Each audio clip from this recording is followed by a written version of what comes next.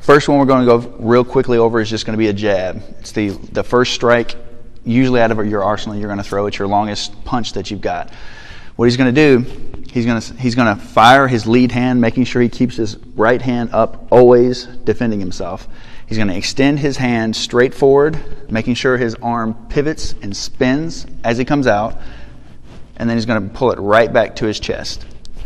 Main thing you want to remember here is when you fire this, don't let it drop down. When you fire it and pull it right back to your chin, because the longer you're open, the longer the chance they're going to strike you. Okay.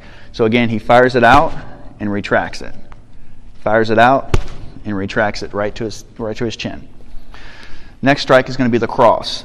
Same basic motions. You're using your body. You're going to pivot with your feet. You're going to fire it. Keep your hands up for defense. He's going to shift his body weight to his lead foot, pivot on his back, and throw the right hand out, spiraling, and then pulling it right back to his chin. Again, this is going to be a power shot because his whole body's involved. And again. All right. The next strike we're going to go through is going to be the lead hook.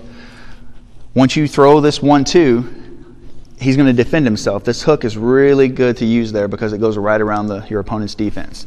He's going to extend his arm out when he fires, making sure there's a 90-degree angle or a 90-degree L under his arm, and then also in the bend of his arm. As he does that, he's going to pivot his hips and fire the strike, making sure that his fist is upright, and then he's going to retract it. Make sure you don't get in the habit of firing through and getting out of control. Try to always stay in control and pivot right back. Make sure you pivot your hips and your feet. What we're going to go through is called the Muay Thai round kick. Very, very powerful kick. Can be thrown to the head, to the legs, or to the body. We're going to throw these particular ones to the body today. Okay? What you want to watch is he's going to stand in his stance. As soon as he decides he wants to throw this kick, he's going to slightly step out to an angle, pivot his hips, and fire the kick upward.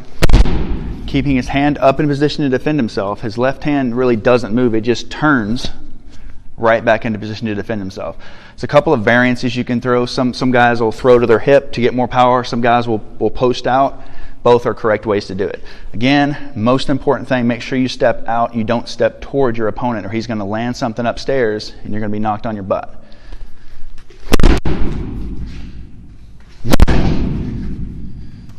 And that's the round kick. The next technique we're going to go through is going to be the lead foot jab or the teep. Okay.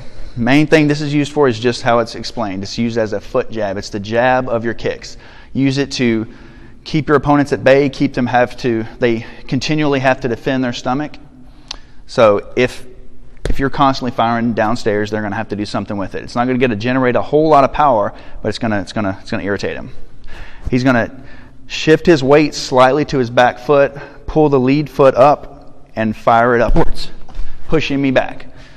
What you want to take note on is he doesn't necessarily want to. Again, there's a couple of variances on this. Some guys will have you post out when you throw whichever. If you throw the left leg, you're going to post out with your left hand. Some guys will tell you to fire to your hip. Both are valid ways to do it. Just make sure it comes up and pushes out. It's called a push kick or a teep kick. It's used to push your opponent back.